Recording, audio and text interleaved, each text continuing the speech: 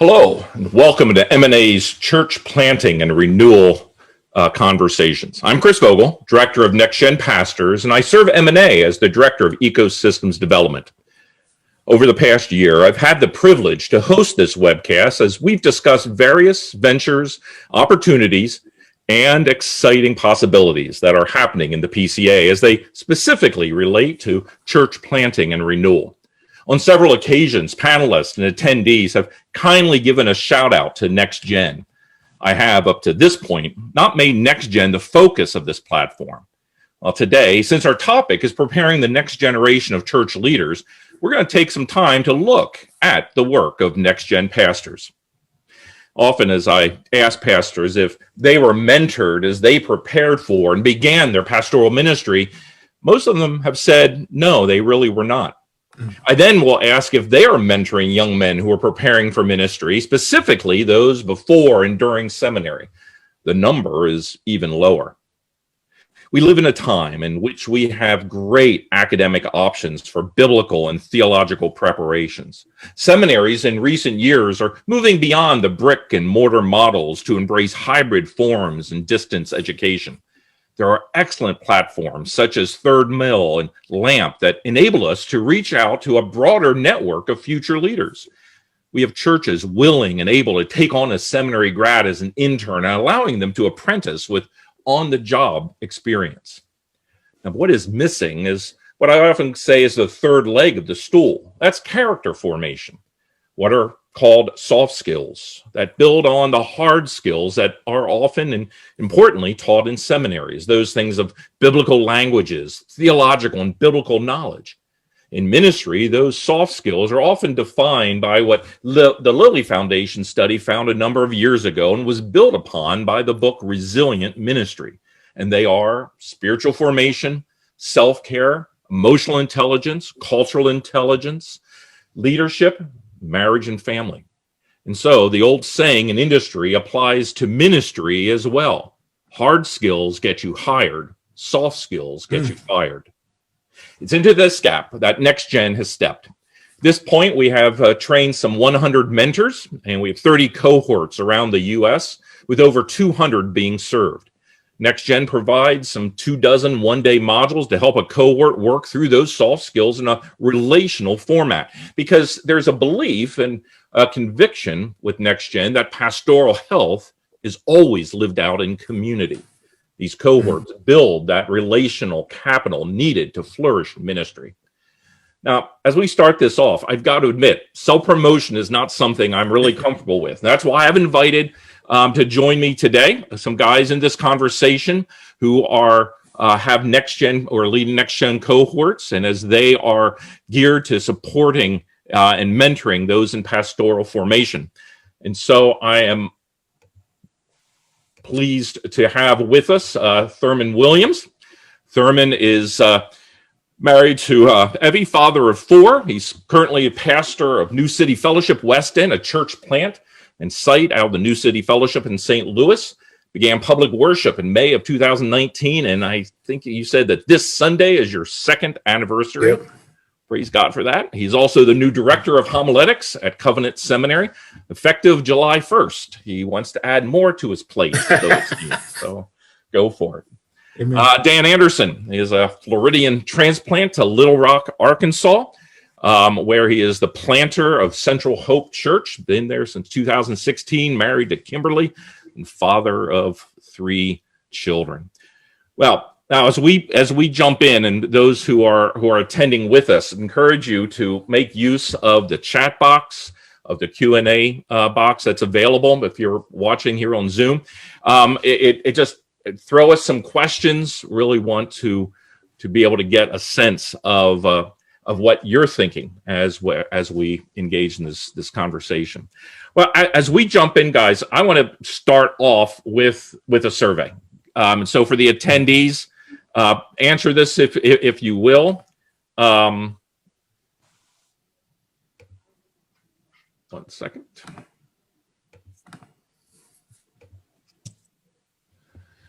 So the question should be appearing in front of you. Go ahead and answer those. I'm not sure if I have our panelists able to answer. So no, you guys aren't seeing it. So yeah, the survey really just asking, if you're a pastor, was there a point in ministry where you felt seminary did not adequately prepare you for ministry? Dan, Thurman, any thoughts there? Any hit a wall at any point? Yeah, I guess based off of our conversations, Chris, I'm the exception. I had the opportunity to be mentored, both in seminary and then after seminary in preparation for church planting. And it did, there were things that I was unaware of that I came to be aware of when I started to plant a church. But I was really thankful for the mentoring that was given to me. And I think, if anything, it's an opportunity for me to give back what was given to me. So that's why I really love NXTGEN, because one, I know how valuable it is personally, and I know how much I valued it, looking for it and getting it. So for me, I guess I'm the exception. Yeah, Thurman. I'm an exception too, Dan. I mean, my whole ministry life, like beginning with Young Life, I had people investing in my life on purpose, on a regular basis, intentionally, like the area directors I worked with Young Life, the regional directors, and then in the church, Craig Garriott, right, who you know, Chris, walked with me when I was in seminary and on staff with him that whole time.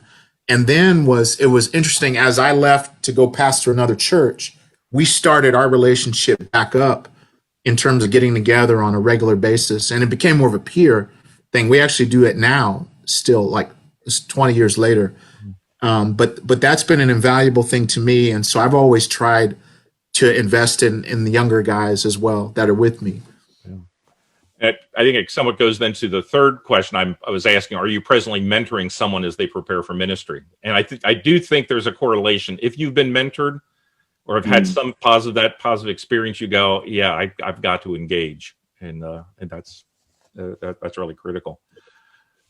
Yeah, the poll that came up, 90%. So there are 10 people that answered it. 90% said, yeah, there's a point where they realized seminary didn't do it. And that's not seminary's fault. I think at least one of us on the screen here are not going to blame a seminary for not adequately preparing us.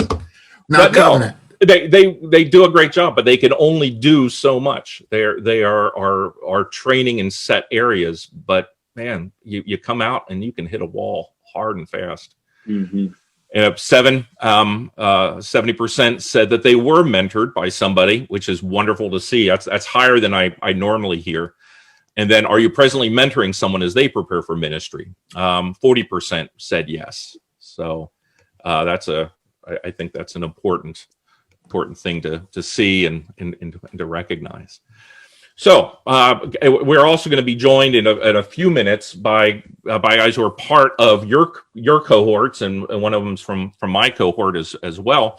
But I want to just start with you guys. Tell us about your cohort. How long have you been meeting? What has that been like for you? Yeah, Thurman? Sure. We started in January of 2020. And man, it's been awesome. I mean, the first couple of meetings we met in person, and then we hit the pandemic and we haven't been able to meet since then. But I mean, the energy in that room, I can't wait till we meet in person again. But even on Zoom, like, it's been invaluable. The guys that we've had together, there's been, I was writing them down. There's about 9 of us consistent in that whole time. And we're continuing, like we're in our second year now. And there's one guy that we've added, and it's just been a tremendous blessing. I wish I had it sooner, Chris. And I wish I'd had it when I was in seminary. But it's been wonderful. Well, good. So for us, we've been meeting in person since November of last year, and we've been meeting consistently once a month. And one of the things that I find valuable about our group is that we're a church plant in Little Rock, but the church that we kind of partner with in NXTGEN is the other PCA church here in town. And the senior pastor of that church he and I kind of serve as co-mentors.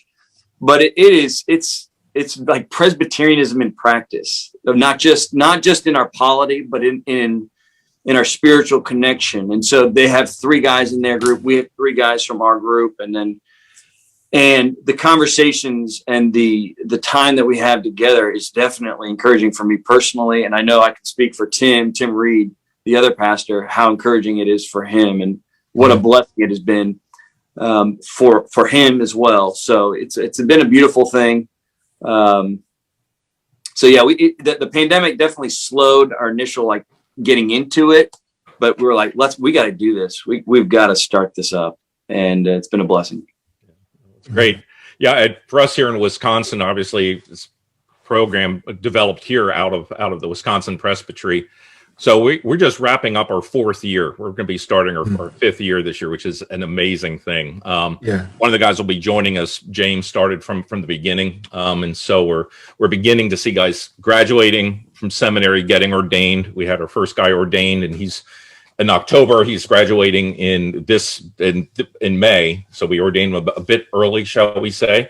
But he has the last name Vogel, and so, kind of push that through. But no, and it's great to see how that's happening. So we started with those 3 guys. Soon it was 4. We now have 25 here in Wisconsin in 2 different formation cohorts, which has been great. Let's talk about the preparation, the training, and the preparation to lead. What's been involved with that? I mean, are you speaking? So from a mentor? Yeah. Right. I'm sorry. To be a mentor. To be a mentor. Okay, so I mean, I think there was a few weeks of training with you over Zoom where you're walking through understanding what is a mentor, how do we distinguish a mentor from a pastor, and so I thought that was incredibly helpful, especially for me. And as we think about the relationships that we have with the interns that are in seminary with us, and really helping me understand how valuable it is to have an actual mentor. I mean, okay, yes, the guys that are my interns, there is a working relationship, but a mentor is that person who's over them, but there's certainly like an investment, but it's not hey, you're going to lose your job if you're saying, I'm struggling with whatever. So it's beautiful. And a testament to that, a real lived out experience is Tim Reed, Pastor Reed over at Covenant Pres. I mean, he's taking my guys out to lunch. And I love that. I love that he gets to invest in guys that are investing in our church in more downtown area of Little Rock. So I just think it's beautiful. So just going through that with you, Chris, it was really helpful. And then as we prepare for the actual cohort meetings, our formational cohort meetings, certainly there is walking through the lesson plan that you had laid out. And then kind of just taking it in, like soaking into it. And I even had the privilege of sitting through a cohort meeting that you did for us. You came in town and did it. And so it's really neat to see how you did it and how you kind of let things go. And really, it's just trying to get guys to wrap their minds around the subject, but you as the facilitator of this content. And I think that's a big thing. A facilitator needs to know its content, but facilitating over it and really helping the guys wrap their mind around the importance of these soft skills. It's just so important. So it wasn't overwhelming as I've done it. It's certainly time consuming and mentally, but it's not like preaching a sermon where you're trying to create all this content and you're trying to be creative and you're looking at, commentaries and all. It's far easier than that, but still, that's my experience. Thurman. Yeah. Yeah. We did a similar thing, Dan. I had 4 1-hour sessions with Chris on video. That was like in November of 2019. And then we started up in January. And it was great. I think the thing that stood out to me, Chris, from the training was the training on adult learning and like the difference between adult learners and how we might typically teach, where it's more top down, more information dispensing versus it's more the collaborative adult learning together. And so, Dan, I know you guys have experienced this. Like I learned at least as much, if not a lot more, from the other guys as they're all chiming in. And the guys that we have are just amazing dudes already. And so there's a lot that the guys have to contribute to the things that we bring up. And so for preparation, like I do the same thing, Dan, is go through the study itself, go through the videos, go through the material. And then you just, like Dan said, you just kind of sit with it. And then I'm thinking about it with our guys and how to, how do I bring it? How do I present it specific to the guys and where they're coming from? Because we're in an urban context, and most of the guys in our group are African American, and incredible guys. And so I'm thinking, how do we relate to some of the things that our guys uniquely are experiencing? And that's kind of where we start, and then jump into the lesson. And sometimes it takes us 2 or 3 sessions to get through one module, because it's hard to move on from it, because it's so good and there's so much to say in each part. Well, that's great. Yeah, and I think that's an important thing to always keep in mind, is that all learning is enculturated and is contextual. And when you talk about soft skills, it gets even more sticky. You know, how to lead a meeting, how to handle conflict. There are biblical principles, sure, but how it's played out. And so that's where, it's been helpful, Thurman, even as you've given some feedback, on the one you sent me a great video that I incorporated in that speaks in your context better, the one that I had found in from my context. And so having that interplay, I think is really important. No, that's great. I appreciate the flexibility too, to be able to craft it to what's in our guys' lives and in our own context. Right. Yeah. I mean, here in Wisconsin, we met this last Saturday. We go from 9 a.m. till 3. 9 a.m. till 3 p.m., not 3 a.m. From 9 to 3, and we do it once a month. But some of the groups no, that's not going to work. So they meet for 2 hours and they'll do a segment of it. I mean, it has even in how you do it. It's flexible, like you said. You'd meet for a couple times and just divide it up. And if it takes longer, that's fine. The goal here is that we would have 60 one-day units. That's 500 hours of direct interaction, and that can expand. So it take years, because this is where I think pastoral health really is found. That's great. Well, let's bring our guys in who are part of these groups. Guys, if you want to start your video, you can come on screen. So just introduce yourselves. Steve, rather than me reading off, Steve, where are you at? Which cohort are you in? Yep. What are you doing? How's it going? Yep. So my name's Steve Schaefer. I'm part of Pastor Thurman's cohort here in St. Louis. I'm a pastoral assistant at New City Fellowship, West End. Got a little bit to go before ordination, but I'm a licentiate in Missouri Presbytery. Have a wonderful wife, Grace. We're coming up on 12 years of marriage, and 3 girls, McKenna, Victoria, and Macklin. Excellent. And Book, you are also there with Thurman. Yeah, so I'm Book Robinson. I'm in the Master of Divinity program at Covenant Seminary. Been married to Tanisha. It'll be 19 years, July 27th. A bunch of adopted and foster kids. Technically, we're empty nesters. So that's pretty cool. Right now, I'm the director of Inside Out Prison Ministries. And I just joined Reverend Dr. Williams Church, New City West End on Easter. So I'm over there as well. Good. And Thurman, are the guys that are in your cohort, so they're not all in seminary. Are they all PCA? Are they all in your church? Just give us a little bit more background. Now, so I'm looking through this, and there's 9 guys. And so we started with Steve and then 2 other guys, DJ and David, that were in our church. And so Steve and David are graduates of Covenant. And then DJ is still a student there. And then there's a guy that was in Chicago. He's still in Chicago, Anthony Johnson, that's in our group. But he's moving here to be with us. So I'm using it as a recruiting tool, man, to get more people here. But there's another guy, Chris, who's at a local church here, Grace and Peace. There was a guy that was in early on that had to drop out. That's a Lutheran guy. There's another guy that's here, Mike Jones, who's a Baptist guy, who was a student at RTS Jackson. Okay. And he's a part of our group, and a couple other guys from different churches here Yeah. or in it. Right. Yeah. Which is that's part of the beauty of this is that if you can get guys together from different backgrounds, whether they're different academic platforms or different traditions, it just helps us to understand God's working in his kingdom in a much larger way. That's great. And James? Tell us about you. Well, Chris, you know what cohort I'm in.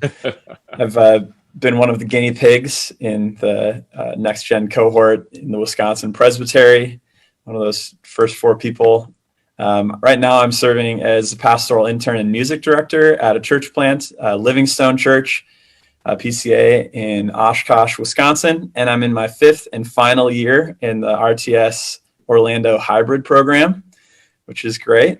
Got licensed a couple of years ago in the Wisconsin Presbytery and have been preaching pretty regularly in our church plant. And big news for us, we're particularizing this Sunday as a church. So I've been a part of the church plant from day one. It was one of the initial families at the church plant, and it's been good to see God working there too. So, yeah. So while you're going to seminary, you're engaged in the church plant as it's going, you know, doing that work, serving, going through the whole credentialing process all together in a holistic way, which is that's great. That's great. And Dan, tell us about some of the guys in your group. So there are 3 guys from my church. John Stevenson, he's a graduate of Dallas Theological Seminary. He's one of our interns here. Jordan Washington is at RTS Orlando. And then Blake Reap is at Covenant Theological Seminary. So we literally have cornered basically America's theological institutions. But John is what's interesting about John is he was a hand surgeon that developed epilepsy and really had to kind of reevaluate his career. And so at the church he was at prior, he felt the call to ministry and eventually ends up at our church for various circumstances. And so he's in the kind of that he's in fact, he's coming under care next week of our presbytery. So it's a really exciting time. Yeah. And one of the things that Thurman said is I've used this, especially because we're a small, newer church.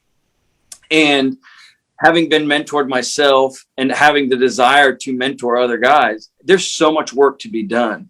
And so to get guys like Jordan, Blake, and John and to say, hey, come on and learn from me, teach me, but also come and we'll help you prepare for a lifetime ministry. I love your stool thing of like, hey, I'll give you a part of the stool, but we'll also partner with these theological institutions to give you that key theological piece. So those are our 3 guys. And what's great is that it's even prompted Covenant, which is a much more established, been here since the 70s.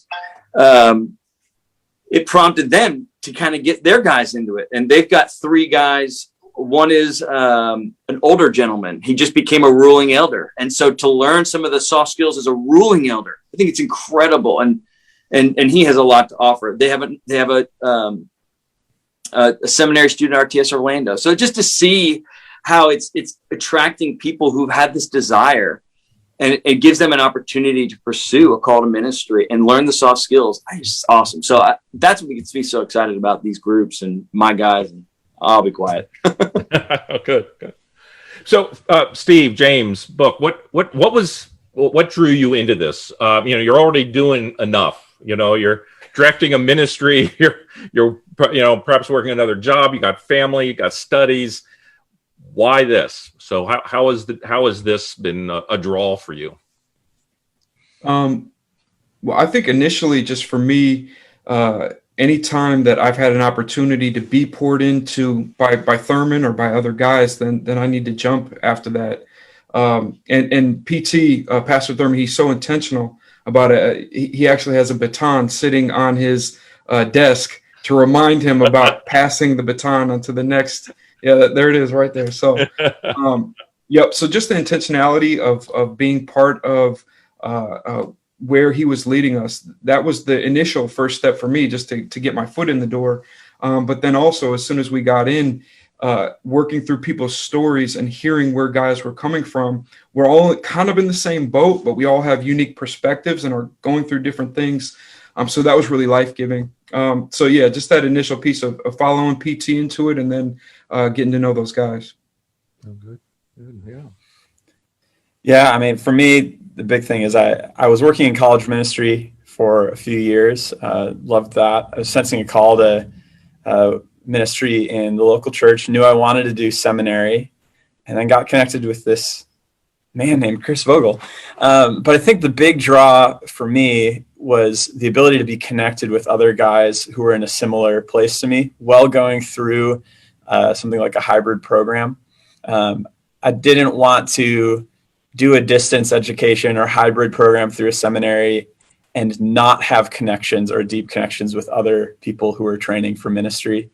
And I feel like in this NXTGEN cohort model, I can do a hybrid program and at the same time be a part of a group of kind of a brotherhood of people who are in a similar spot to me. We're working through classes at a similar pace. We're able to encourage each other. That's been really, really good. And then also, as I was thinking through ministry in a local church versus what I was doing on campus, quite a few things translate over.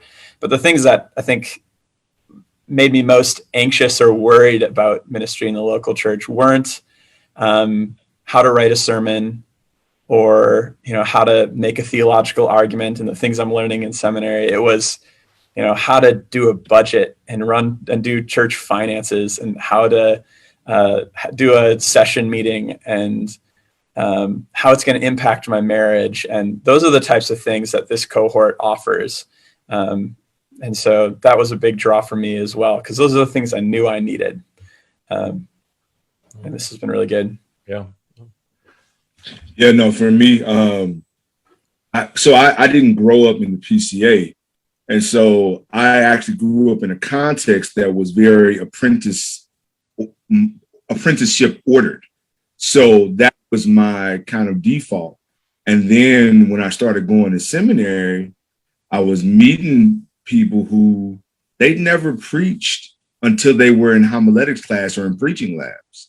And they were, and just being honest, my thoughts were, Lord, help these boys, because they're going to get all this knowledge and have all this theology in these big books. And they're going to go to somebody's 60-year-old grandmother, a 75-year-old grandpa.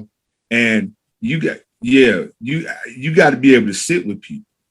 You need to be able to, I know you can tell all this, but can you be all this? And can you be present?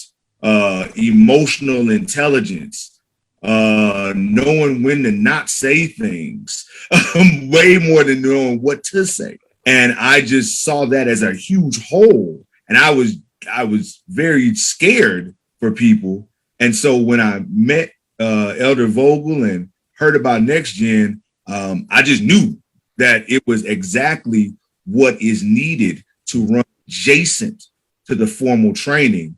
And the other piece that Elder Vogel talked about, which was appealing to me, was, and like James and Steve alluded to, being in context with other people, and you're growing and doing life and doing ministry in community, because Christian discipleship throughout the Bible is done in community.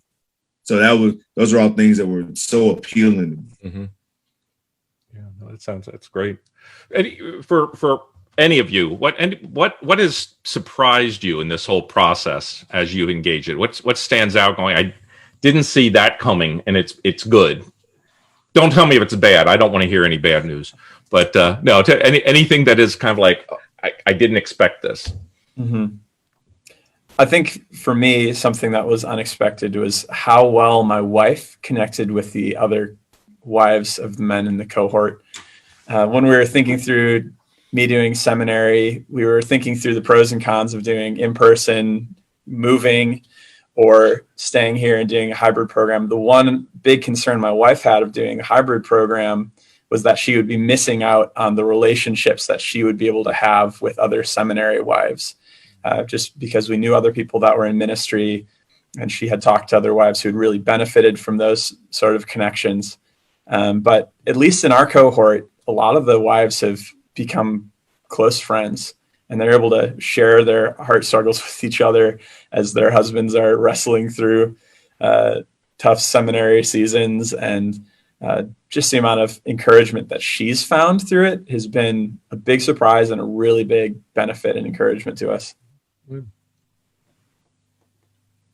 Yeah, for me, I feel like the next gen cohort, the group, what we're doing is we're cultivating godliness. Where like in some other places, you're, trying to get knowledge and you're trying to, get some skills in your tool belt and all that stuff. And so as you're pressing forward in cultivating what it means to live a godly life, to live what you've been called to, what surprised me was the tests. So like if I'm working on a sermon, then that's kind of on the front of my mind, and I'm expecting maybe the enemy to kind of be working on this place and God to use that work. But, we'd have a module on self-care, and then I'm weighed down and I feel all the tension in my neck and I feel all the stress. And it's like, oh, actually, this is an opportunity to practice the things that you're learning. So yeah, God has been at work in really using it as an opportunity to learn, but then also getting the exam after you've gone through the cohort groups. Yeah, I think the thing that has been surprising is that this has become actually a great tool for an area I wasn't expecting. The area that I wasn't expecting was just being a Black man in white evangelical spaces, and with all of the hubbub and with all of the noise that goes on. I didn't expect that the next gen cohort modules would help facilitate organically and dynamically how to do interethnic ministry. Here's how to be the body and to not ignore or downplay aspects, but to make sure that Christ is central.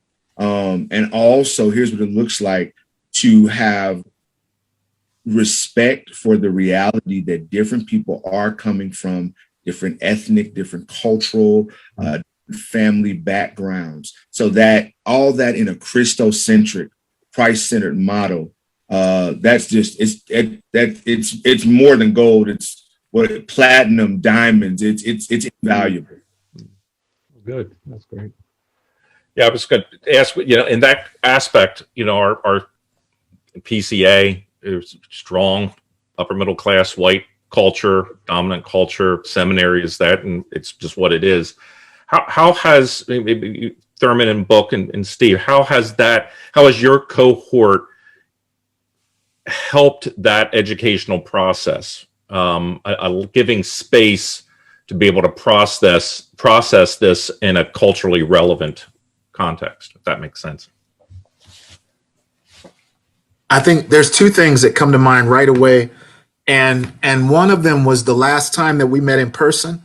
And Phil, you guys remember this, Phil Douglas came and asked us if he could sit in with us. And he came and sat in for the whole meeting. And so I was thinking, all right, are the guys going to be able to be themselves with Phil here? And they were. And it was awesome. And Phil was blown away by that, I think. But it was it's a testimony to him in that he's entering into a space where he was the minority that day. And guys felt comfortable to be themselves and not feel like they had to dial it back because he was there.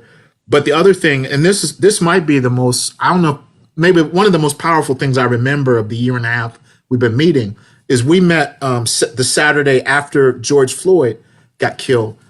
And we did kind of a pivot in that we just kind of had a time of lament in that. And it wasn't necessarily in the module, but we took some of the principles from the journey map and like the questions that we ask each other in the journey map. And we just kind of guys poured their hearts out. And it was powerful to be in a place where you could do that and not have somebody correct you for how you're feeling or dismiss it or anything like that. Just be able to share the raw pain and feeling that you had in that moment. It allowed us to be able to do that. And so I was just grateful for that. Yeah. Having those places, the safe community to be able to kind of walk through that, and having someone guide it, facilitate it, mentor it, who has some years of experience leading up to it. Thurman, you've been ordained ministry 20 some years now. You were, and you were Young Life before that. So 30, and you're only 38 now. So you've been in ministry a long time. That's right. No. But but to be able to walk with them, just not as their pastor, but as their mentor, walking with them as they are entering into into ministry. Oh, that helps. That's great. I would just chime in. We have such a diversity of perspectives. I mean, one of our guys is a counselor, like that. Like that's his trade, that's his craft. Another guy is a pastor, but he's also a social psychologist. He kind of does a lot of work in St. Louis, particularly in on the north side, if you're familiar with St. Louis.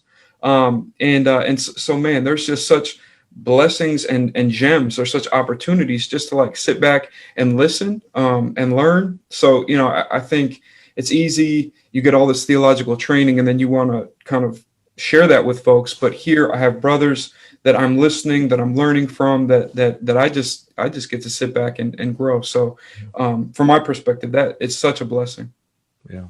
Good. Any other thoughts or surprises? Good. Well, I think I could just speak to some of that a little bit in my own experience, being in a mid-sized, probably smaller sized Wisconsin city right now, and probably going to be doing church planting in a more blue collar, rural Wisconsin area, to be in a cohort with men who are preparing for ministry in a lot of different cultural contexts around Wisconsin has helped me to think through ministry in different contexts in a way I wouldn't have had to if I was, just doing seminary and just training at the specific church that I'm at.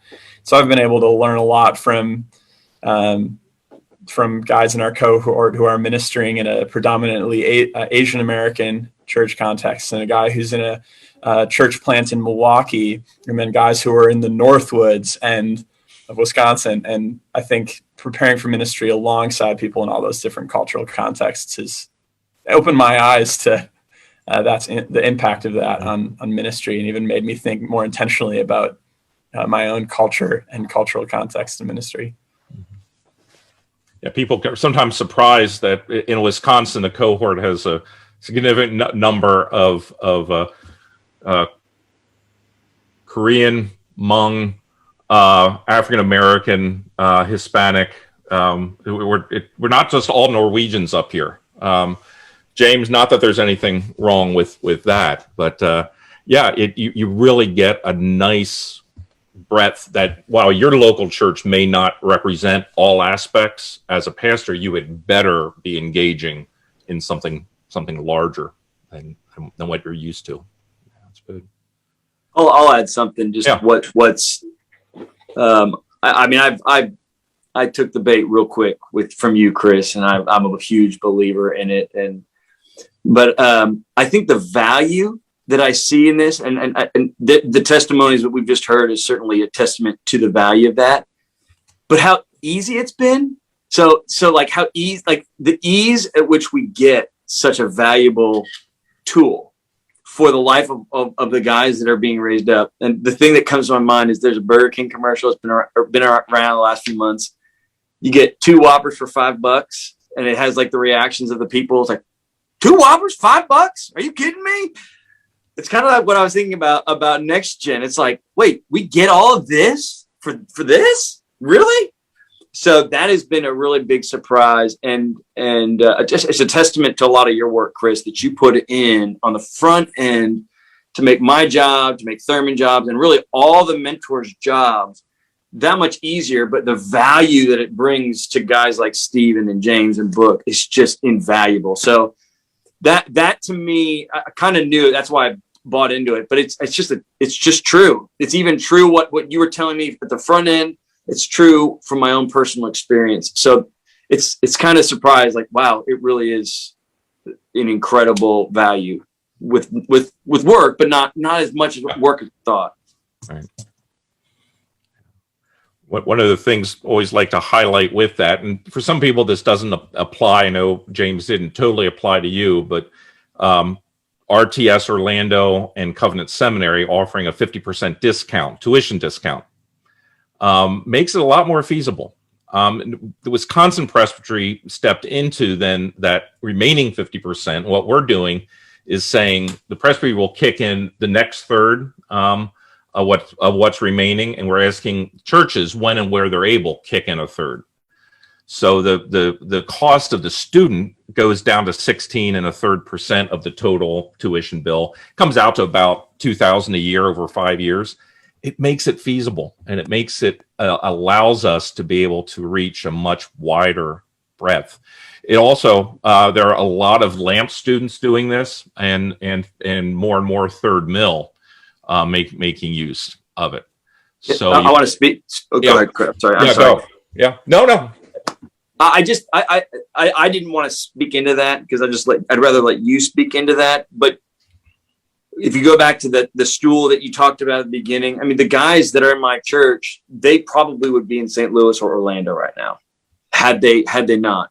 But they're both Central Arkansas guys, and they don't want to leave their home. They want to minister, and they want to put their roots down here. And so, having those institutions come in and say, yes, we see this as a valuable piece, it just made it that much easier for me to and they're a blessing to our church, they're a blessing to the people. And then I was able to take it to people in our church, and especially at the front end when we first started. I mean, I had a guy write a $10,000 check for to help us pay for their education. And I still am a firm believer in, hey, you got to put some money on the table yourself, because it's an important piece. But we really help make a seminary, and from Covenant RTS, two great, incredible academic institutions that are going to do a great job of training them theologically. But we make it to where it's not such a huge burden on them to get that education. And that is a significant education. And Jordan doesn't come from a very wealthy family. And so for us to say, hey, Jordan, boom, here you go. It is such a blessing to him and a blessing to our church and the future generations. And so that's even more what I'm talking about. The value of this is just, it's unbelievable for how much we really, but it's a testament to your work again. But anyway, to that point, it's just so valuable. I'm going to just say to those that are listening, do shoot any questions you have, because that really helps this conversation go even better. And so please post those in the chat box or the Q&A box as well. How is this, both you guys, and this is not always the case, you're both in the context of a church plant. You got your hands full with a church plant. And I'm not going to get into this past year of having hands full with all the other stuff that got thrown our way. How has this helped the process, not hindered the planting and the pastoring over this past year? Where have you seen some opportunities that you have now because you're pouring into these men this way?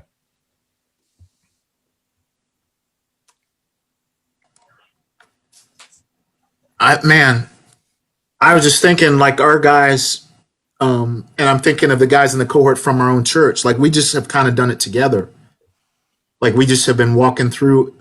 It's not like I knew what to do in the pandemic and told them these are the 5 steps. We've been kind of figuring out together. I mean, everything from how we need to preach to what's happening to ministering and like, how do we, like, Steve is the one who came up with a great care plan in the midst of caring for our people. And he's the one that handled our live streaming when we couldn't meet together. And so it's really been a partnership in a lot of ways as we've been walking through all this together. So I couldn't imagine not doing it. I couldn't imagine doing it without those guys. Yeah, planting can be lonely, and it helps create a team. You're still the planter. You're out in front, but you got people alongside and with you. To me, I've known I've always needed the help, and if I have a person, I'm talking to a person, and they're willing to engage, and I said, "Hey, do you want to come and help?" And they're like, "Yeah, I want to learn how to be a minister." Well, come on. And so one of the things that I've done with every one of my, we call it the Timothy program. Our Timothy program is guys that are being raised up as Timothy was raised up by Paul, kind of the 2 Timothy 2:2. So they actually have a job description, and it's hey, these are the expectations, and you're going to be serving a role in this church. So Blake does a lot with our assimilating and really helping people walk through. When they walk through the door, what do we need to do to help them understand who we are as a church and how to become a member of this church? And he's embracing that. And Jordan, with a lot of our theological education, he's embracing that. And so it's just been a part of it. Hey, you're gonna serve. You're gonna be served. And so it's been a blessing to us as a church, just as it's been a blessing to them to be in that. So I think it's just, the reality, like you said, the reality of church planning is there's so much more work to be done than one person's been able to do. And these guys have really jumped in and served in that way. Yeah. One of the questions that came up, do you think this material would be helpful for guys that have not yet started seminary? There are 3 guys here that are 19 to 23 years old who are wanting to go to seminary, but that is down the road a little bit. Is that Daniel that asked that question? Yeah, Daniel McKinney. That's an awesome question. And I'll just, Pastor said, absolutely. No question is great for people of any age and educational background. I'll just go even one step further. You definitely need to have them as a part of this program. Because once again, these are not church planting skills. Mm-hmm. These are not pastoral skills. They're definitely that, but they're much more than that. These are skills for being a better husband, skills for being a better father, skills for being a better Christian, skills for being a better church member, skills for being a better citizen in your community. And so those are all spaces that are going to reap exponential dividends, even if none of them ever go to seminary, to have them interacting with that. Mm-hmm. Yeah, I would add, and I think, he's on Wade Coleman down in Byron, Texas. He's got a number of guys there who are college students, or just out of college, who are thinking about, and he started a group with them. I talk about there's formation, development, renewal. Formation is seminary, development is post-seminary, first 3 years till you hit the wall and go, ouch, I'm hurting. There's the early years of ministry, and then renewals just from there on. So there are cohorts that fit all of those. Well, when Wade came on, he said, well, would it work for this? And it's kind of like, I'll call that discernment. I don't know. Do it. And to me, that's part of the joy of the material is I just say, go do it and let me know what's working and tell me what's not and how can we begin to morph and change it. With some of the material that was developed, I really thought this is really for someone that's been in ministry 10 years. And no offense, James, did one of them on leadership agility. I thought, I don't think they're going to get this because they haven't had the time yet in ministry. Well, just to show you how stupid I am, they clicked with it. They understood it, even though they may not have all the categories of experience yet. They get it. And so, Daniel, I'd encourage you to take a look and see how it could work. You might have to, again, everything needs to be adapted and changed culturally, and that goes for age. But I think it really helps. And to that point, Thurman, you were a great encouragement with the area of spreading this from pastors. This goes book with what you were saying, pastors to leaders. Why don't you tell us a little bit about that? Yeah, we just had 2 ministry leaders, one a pastor, one a ministry leader that's female in one of our sites, go through the training because we wanted to start a female cohort or at least a co-ed cohort. of folks here. And a lot of that was spurred on by women in our church that were like, come on, man, like, yo, the guy, they shouldn't be having all the fun. The wives of the guys in our group, but in the other, like, single women as well, that are invaluable in ministry in a church plant. They don't have to be the pastor or, a pastor to be needed and to have their gifts utilized in ministry. And so we're, man, excited. Like, we're hoping this summer to have a female cohort going here as well. Oh, that's great. And so as this is an M&A broadcast, part of the PCA, and with NXTGEN Pastors, what NXTGEN is doing is we're taking all this material and just cloning it to be NXTGEN leaders. Because again, as book was said, this is material for everyone. One of the things we're looking at also is doing NXTGEN International, creating material that would be reoriented to be used in a more cross-cultural context.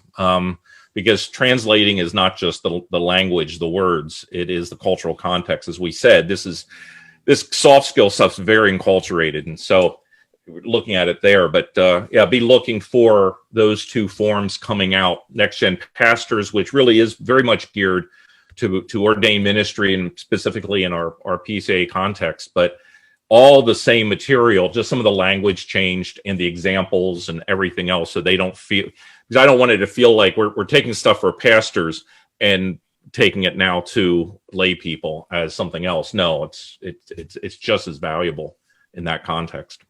Yeah. Well, just piggybacking off of that.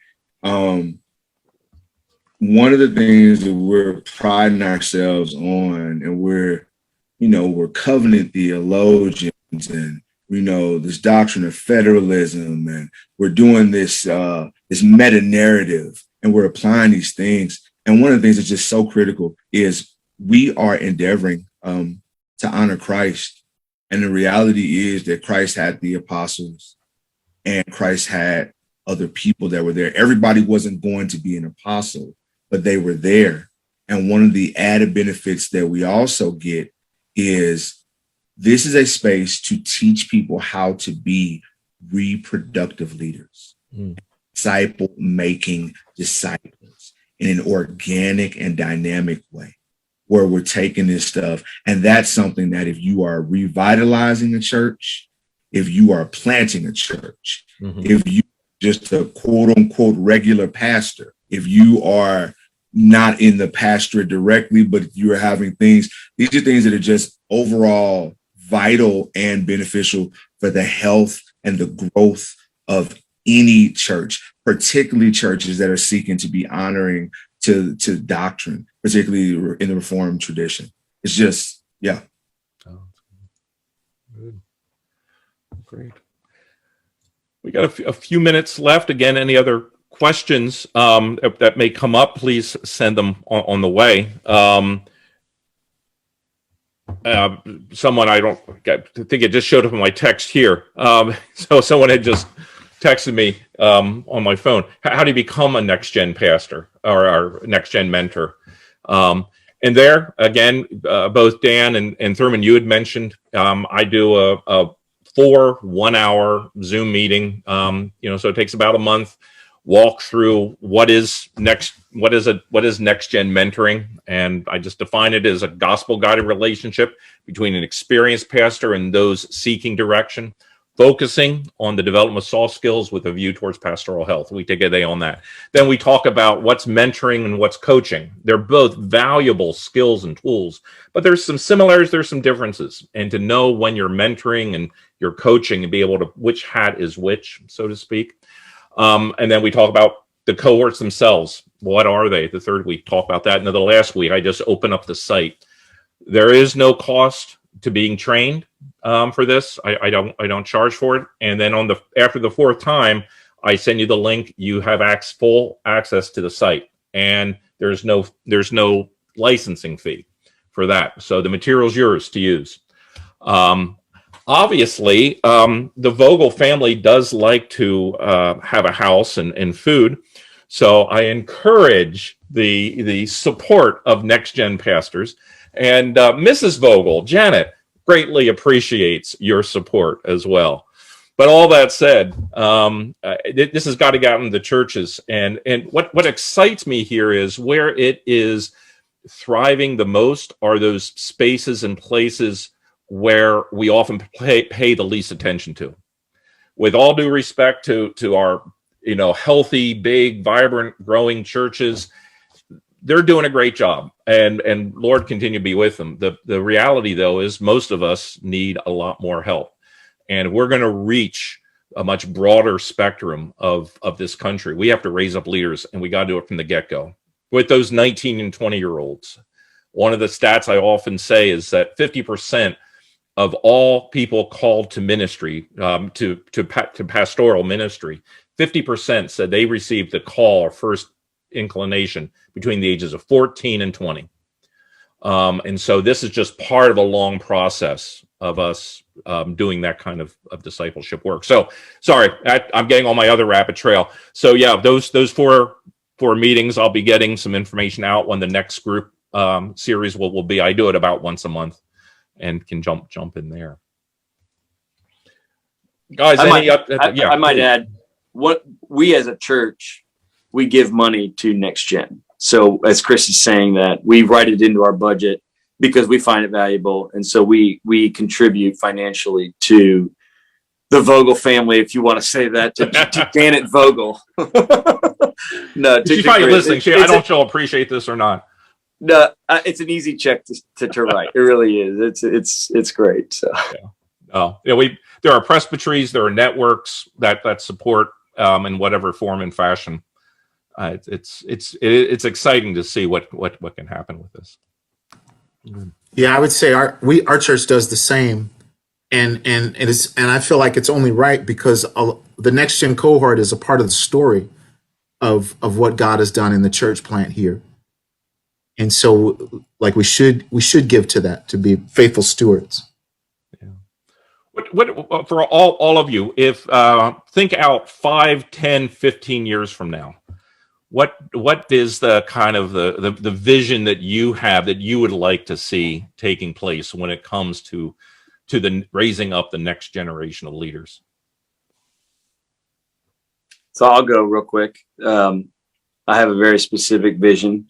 So we are the second PCA church in the city of Little Rock in the entire history of our denomination. And we got started right around 2015, 2016. So it's almost 40 years from the first plant to the second plant. And 10 years from now, I want to see 4 more church plants in the city of Little Rock. So literally, we are trying to multiply this. And so I think it's 3 or 4. I forget right off the top. But I mean, like, here's a great on-ramping of local guys who have a call to our city, who then can say, hey, I've been equipped through character training, theological training, and through just work training, I can plant a church. Mm-hmm. And I can be bivocational. My guys are bivocational right now. I mean, they are working jobs. That's why they couldn't be here today. Yeah. And so they know what it's like. And so I do think as a church, we are going to have to adapt more and more to how do we plant churches without full funding of our whatever our budget is. And so, but this is preparing for planting churches, multiplying exponentially, and exponentially be like 400% of what we did the first 40 years. So right. That's the vision. Yeah, the guys are from that area. They know. Yeah. You're not having to recruit people to Little Rock, Correct. Arkansas. Correct. I've been to Little Rock. It's a nice city. It's a great city. But I wouldn't relocate there. It's just not my background. Sure. You know? Sure. And so it's great when we can get guys and bring them in. But if we can raise them up locally, that's tremendous. Oh, good. Any other thoughts? Thurman, what are your hopes and dreams, your vision for the future? Yeah, I think when we started this church plant, we started with the vision of we wanted to be the first of multiple church plants that were similar, like neighborhood parish churches in the inner city, going further north in St. Louis, like in north. So Ferguson is north of us, Hazelwood, those places. And so I just thinking this is crazy. We've actually got 2 of the guys in our cohort, Lord willing, are going to be the next 2 guys that we send in 2023 to plant the next one.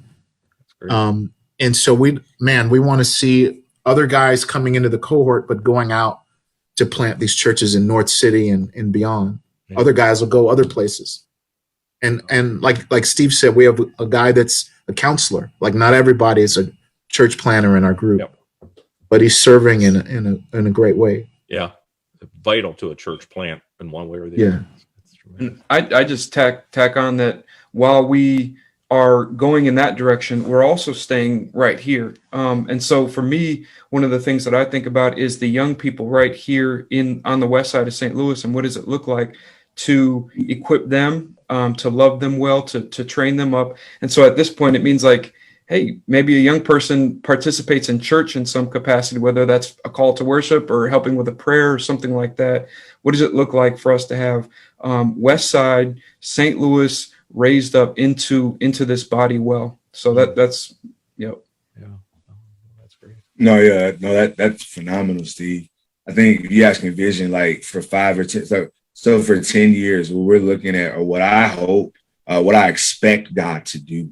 I shouldn't say hope, what I expect God to do, because he's true to his character and his nature.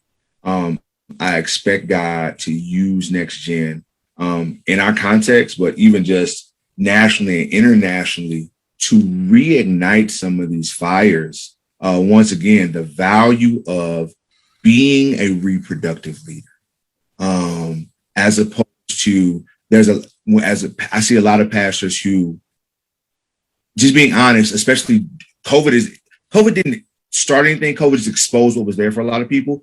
But a lot of people were doing all they could do to try to hold things together at the seams. And they would think to themselves, I don't have time to pour into, to do these things. I'm trying to care for these people.